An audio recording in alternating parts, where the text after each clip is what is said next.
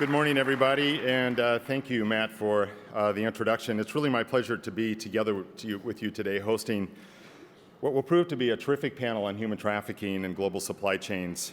I represent Humanity United, which is a private philanthropic foundation founded by Pam and Pierre Omidyar. Pierre Omidyar is the founder of eBay, and Pierre, with his wife Pam, have chosen to use their resources to tackle some of the most egregious challenges we face as a global community today. According to the International Labor Organization, 21 million people, men, women, and children, work in conditions of slavery around the world today. Stop and think about that for a moment. 21 million people. That's not the size of Manhattan, nor is it the size of New York City. It represents 1 million more people than live in the entire state of New York. Surely this is one of the biggest challenges we face as a global community today. Before we tackle this issue with our really excellent panel, I want to briefly frame today's conversation within a historic context.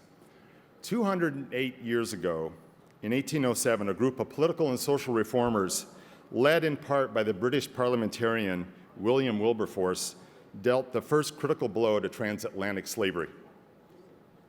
At the time, sugar, cotton, and other cash crops were produced almost exclusively using slave labor. The reformers of that time recognized that if they could change official public policy and market dynamics for the use of slaves, transatlantic slavery would end. And end it did. Since 1807, global markets have been transforming from those that treat people as a commodity to those that treat people with dignity. But in our increasingly globalized planet, the goods we use and consume are produced far from where they are bought, changing hands along complex and opaque supply chains and creating conditions that are rife with abuse. At Humanity United, we're committed to working within market systems to fight slavery. Over the past 5 years, we've invested $50 million in public policy, market, and social sector reforms, and we're on track to maintain that same pace, another $50 million over the next 5 years. Joining us today are leaders from different sectors, public, private, social sector, to provide their own reflections and perspectives on how we can work within the market to put an end to slavery once and for all. And you have within your programs, they're really very accomplished bios, so I'm not going to detail those at this moment, but let me just take a minute to introduce them. We have Representative Carolyn Maloney, who is the U.S. representative from New York's 12th Congressional District. We have Ben Skinner, who's the co-founder and operating partner of Tau Investments and the founder of Transparentum. Erika Karp, who's the founder and CEO of Cornerstone Capital, and my good friend John Morrison, who's the executive director for the Institute for Human Rights in Business in the UK. I'm going to invite them to the panel stage in just a moment, but while they're coming to the stage, I'd like us to view a special message from Richard Branson.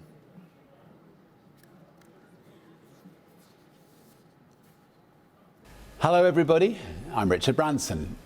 Well, it's appalling that there are 28 to 30 million people around the world living in slavery today. That's equivalent to half the UK population. Sadly, much of that slavery is found in corporate supply chains. While those who traffic and enslave people are experts at hiding it, estimates suggest that about 20 million people are enslaved, making goods, many of which end up in global markets. Well, this is simply unacceptable. It's not only deeply unethical, it's also bad for business. As corporate leaders, it's our responsibility to tackle the problem head-on and ensure that those in control of procurement are well-trained, empowered, and motivated to take a deep look at their supply chains. Here at Virgin, we're working with our suppliers to identify where slavery might exist and to try to ensure that we do not engage in businesses with companies that are tainted by slavery. Of course, government action must be part of the solution. And I'm delighted that the UK government has introduced the Modern Slavery Act in order to try and put a stop to it. The Act will come into force in the next few months, and the Virgin Group is committed to demonstrating best practice in how we respond to the Act.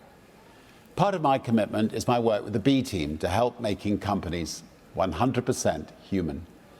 Thankfully, leading companies around the world like IKEA and Tesco have already shown that building clean and ethical supply chains is good for their bottom lines. Others must now follow in their footsteps. One of the B Team's core aims is to help build workplaces that are designed around people. When fashioned in a way that accommodates human needs and realizes human potential, organizations are more productive and experience better growth. We call this being 100% human at work. There are a growing number of wonderful companies out there, which belong to the B Team's 100% human network, that are redefining the relationship between employers and employees. Well, I'm excited to see that the Concordia Summit is shining a spotlight on this issue. Together, we have a chance to end modern slavery in our lifetime. Let's join forces and make it happen. Thank you all for your commitment. Cheers. There are things in my life I can't control. They say love is nothing but a sore. I don't even know what love is. Too many tears I've had to fold. Don't you know I'm so tired of it all? I have no terror, these spells. Finding out the secret words will tell. Whatever it is, it can't be named. There's a part of my world that's That was a fantastic piece, and we appreciate the leadership role that the Virgin Group has been playing, and particularly the leadership role that Richard Branson has been playing in this across the pond.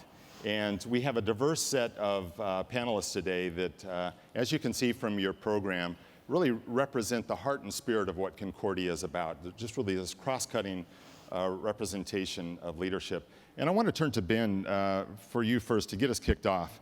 You've been engaged on these issues for quite some time, originally researching the abuses through your book, A Crime So Monstrous, and then researching abuses in palm oil production. Help us cue this up today in today's conversation. Help us understand how common is it for people to be enslaved in the making of our products today? Sure. So begin with a couple of basic facts. There are more slaves today than at any point in human history. And that's if we're defining slavery narrowly, those that are forced to work, held through fraud, threat of violence for no pay beyond subsistence. So again, by that mere definition, more slaves today than ever. You look at the largest 175 economic entities in the world today, now north of those are 60% are corporations, not countries. So the responsibility has shifted. And I want to say that presents an opportunity as well as a problem. Very briefly, tale of two stories. I did an investigation for Time magazine into slavery in the run-up to the FIFA World Cup in 2010. Awful stories of gross degradation. Sources that are no longer alive. They died, in some cases, less than 2 weeks after I interviewed them. 16-year-old, died of AIDS, full-blown tuberculosis, trafficked to service the construction workers around the construction of these stadiums. Guess what? The South African government had no standalone law against human trafficking. Fast forward, piece on the New Zealand fishing industry. Pages of Bloomberg Businessweek. Slavery in that industry, connected, traced to 16 different corporations. And within 3 months, the New Zealand government passed a law banning the use of foreign charter vessels, which had been allowing this gross exploitation to take place. The beautiful thing is business can do in 48 hours what governments can take 10 years to do. So leveraging the power of business is absolutely essential. Yeah. Erika, you might be able to build upon that, I think, and for many years, this has been the domain, I think, of civil society and the social sector, but as Ben mentions, we see this kind of leverage take place within the private and commercial sector. What's happening around the investor community? It seems, we're seeing the environmental concerns have gotten to the forefront. It seems like this is beginning to emerge among investors as well. Talk to us a bit about that. Well, it very much is emerging because investors, professional investors, every investor wants predictive insight, right? We want to understand what companies we're letting deploy our capital. And so to set some context, if you take just the largest 10 companies by market cap in the world, again, I don't know if that came across, but to set the stage again, investors perfect. want predictive insight. Okay, so we know that they want to know how companies are deploying their capital. okay? And to give you some context, just the largest 10 companies by market cap in the world, all right, if you look at what they represent, it's something like the GDP of the UK, okay, to understand. Companies, the top 1,000 companies in the world represent something like 78% of the jobs. I mean, we're talking about incredible economic concentration. That means there is a responsibility, okay? So investors are looking for, excuse me, I misspoke on the percent on the market cap, but we're talking about a huge amount of the labor represented by the top 1,000 companies.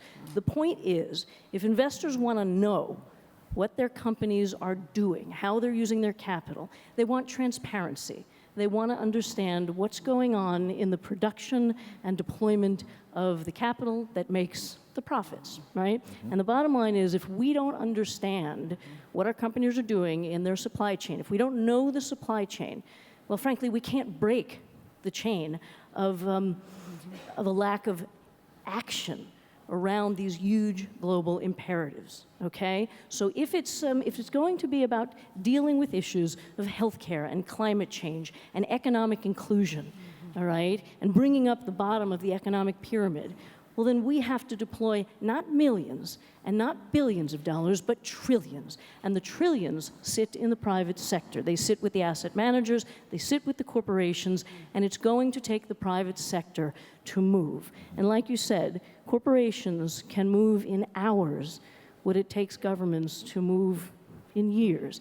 And so it is going to be public-private partnerships, all right, P3s, that get things done, because complex problems can't be solved sequentially, all right? There need to be multiple parallel initiatives that converge on dealing with issues of education, healthcare, climate change, rebuilding infrastructure. We need to move trillions. Investors want predictive insight into what companies are doing. And the other thing that I would say is, when we look at the analysis of environmental, social, and governance factors, ESG, it's governance first. And this issue sits squarely in the realm of governance excellence. And that sits squarely in the midst of corporate excellence. We're going to pivot here in a moment and talk about some of the emerging legislation within the U.S., and Representative Maloney has been a leader in this area. But John, I want to turn to you and have you talk to sort of the other end of that continuum. And you know, as you see it from where you sit, over in the UK, a legacy of work on this and leadership globally from the British government. But what do you think contributes to the increase in vulnerability for migrant workers at the very end of that continuum? And tell us your thoughts on this. Sure, thanks, Randy. My institute, we have regional centers in Myanmar, Kenya, Colombia. We're also active in China and the Gulf. And of course, I'm based in the UK. What we see is supply chains are a very powerful tool here. But I've worked in business, and a CEO will say, well, we don't have trafficking in our supply chain. I mean, we're not engaged in exploiting people. But it's very subtle, very, very subtle. And over the past 6 years, our work has shown that it's actually third-party labor providers, which are in every global supply chain. Every global supply chain that I have looked at has third-party labor provision coming in at some stage. And that is one of the key vulnerability points. So Randy, that's our work. Is we developed in Bangladesh 5 years ago, the Dhaka Principles, 10 due diligence steps that any corporation can take to try and clean their supply chains. It's great to use third-party labor providers. That is, hundreds of millions of workers are used in that way, but it's not great to exploit them. So the steps include, workers should not be paying these agencies. You should be paying, or your suppliers should be paying. It's against the law in most countries for workers to be paying. Their travel documents, their passports should not be retained by the employer or by the agency. One of those things in itself doesn't create trafficking, but the accumulation of those factors creates huge worker vulnerability, and that's where you begin to see bonded labor, forced labor, and trafficking occur. And a call to action we have with CEOs at the moment is, if business was to do just one of those things in the next few years, then end worker payments to third-party labor providers. It's against the law in most countries, but it's happening in most countries.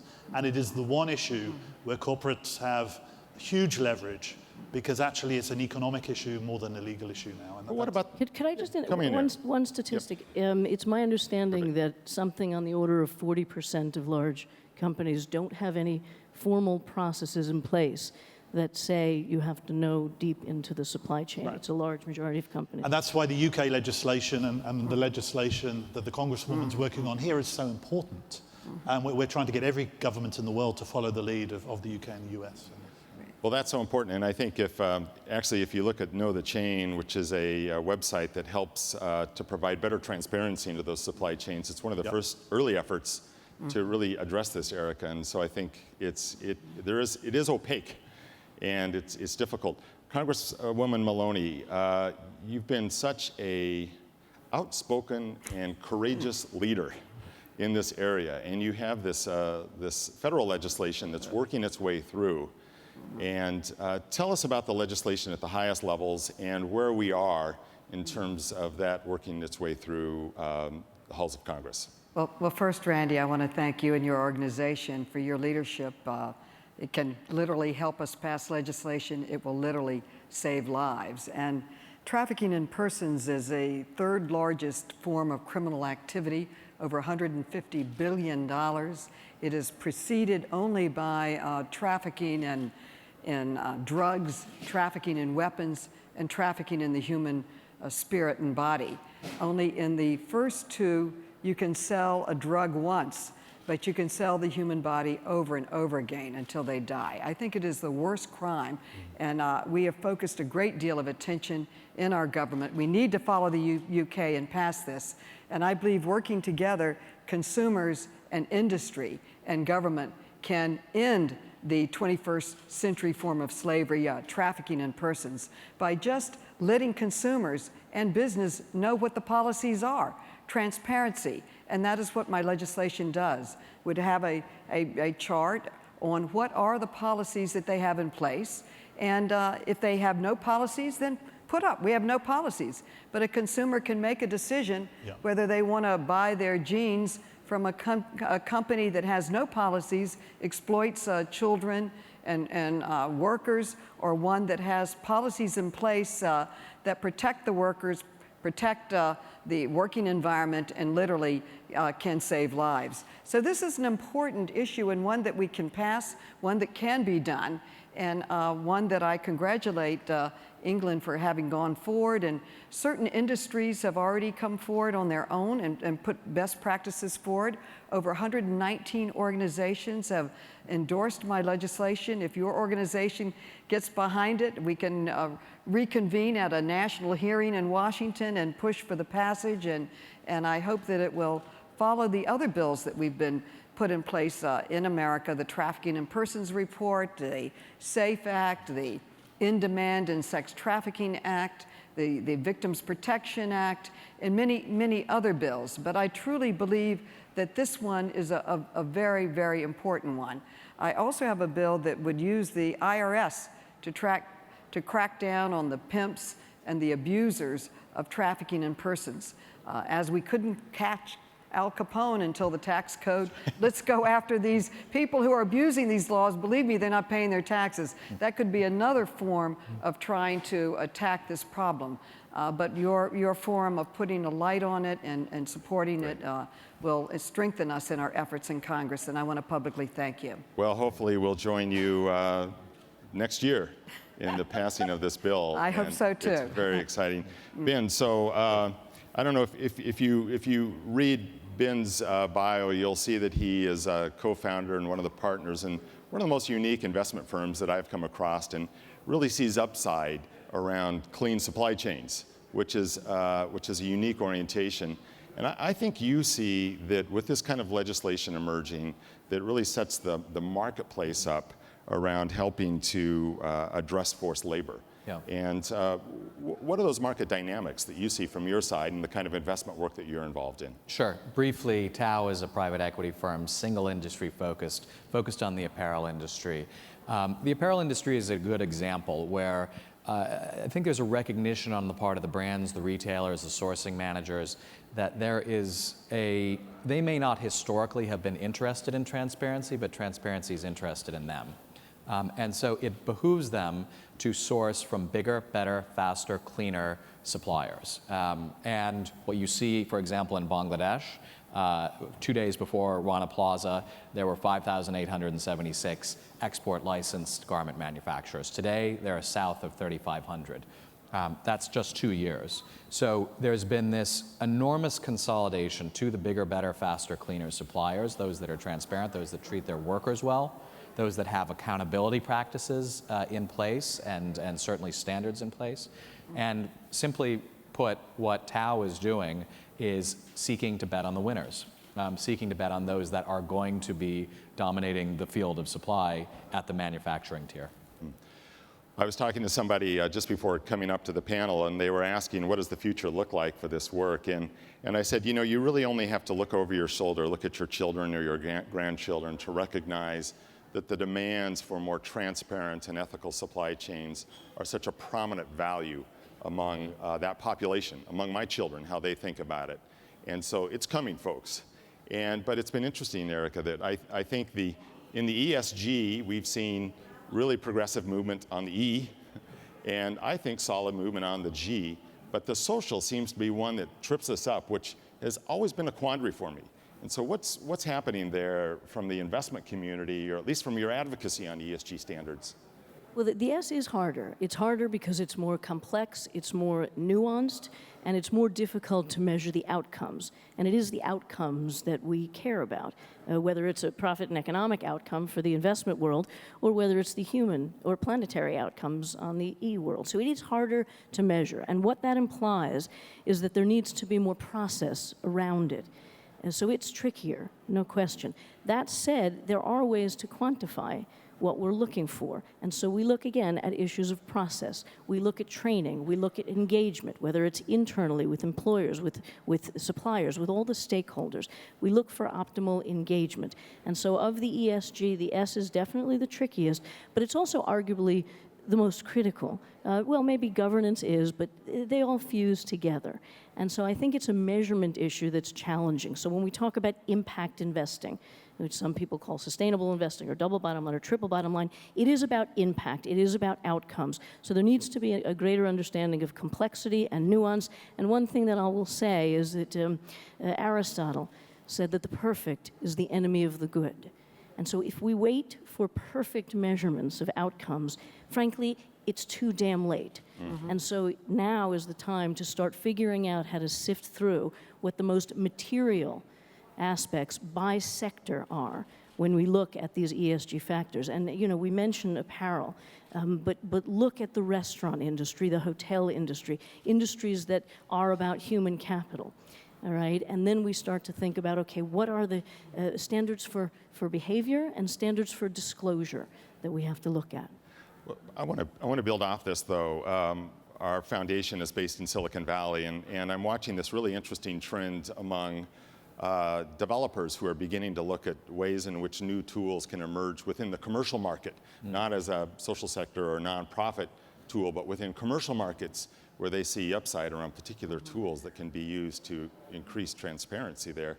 Mm-hmm. Ben, Erika, across the whole group here, what do you think those additional tools are that we need to be anticipating and perhaps even putting some money in to help incentivize the development of those?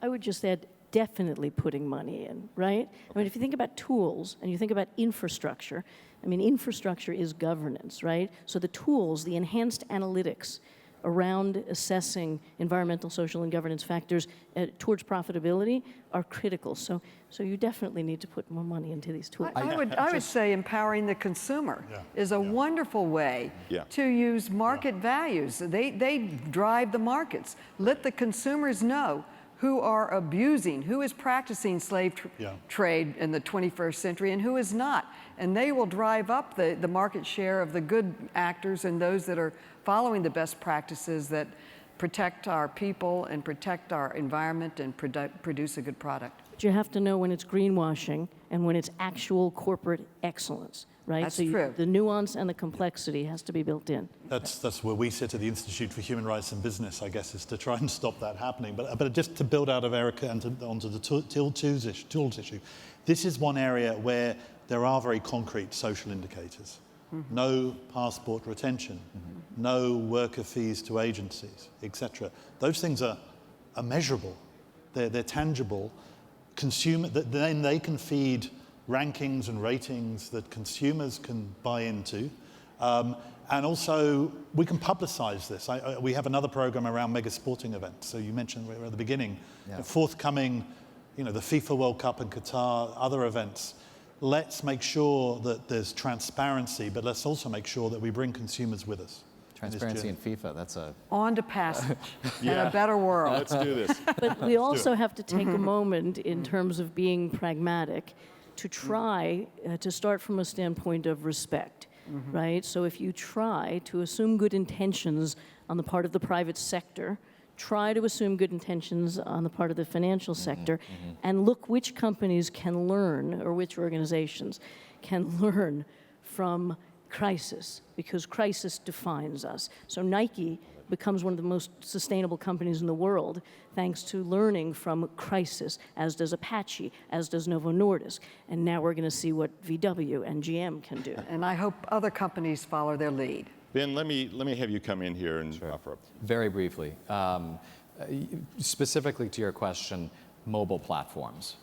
As a journalist, one of the most remarkable things with the investigation I did, thanks to HU's backing and into the palm oil industry, we could get cell phones out to the most remote plantations in the middle of central Kalimantan, places where there were, almost no other technologies. Cell phones would be there. So building platforms around mobile telephony, there will be more than 7 billion mobile subscribers within a year. That presents the largest potentially crowdsourced pool of labor information on Earth at any one time. Again, I come back to that theme. Companies may not be interested in transparency, but transparency is interested in them. It's time to get behind it. Well, I think that's a perfect note for us to close on today. And folks, let me close with this, all right, before we thank the panel. When you read the history of the 18th and 19th social reformers across the UK, one thing that you find is that while they didn't see eye to eye, I mean, that's a value that I wish we could understand better. While they didn't see eye to eye, they did stand shoulder to shoulder in pressing for the greatest social reforms of the 18th, 19th, and early 20th century. And I'm so pleased that we have this panel with us today who are standing shoulder to shoulder to address what is one of the biggest challenges in our modern era today. Please join me in giving them a thanks. Thank you.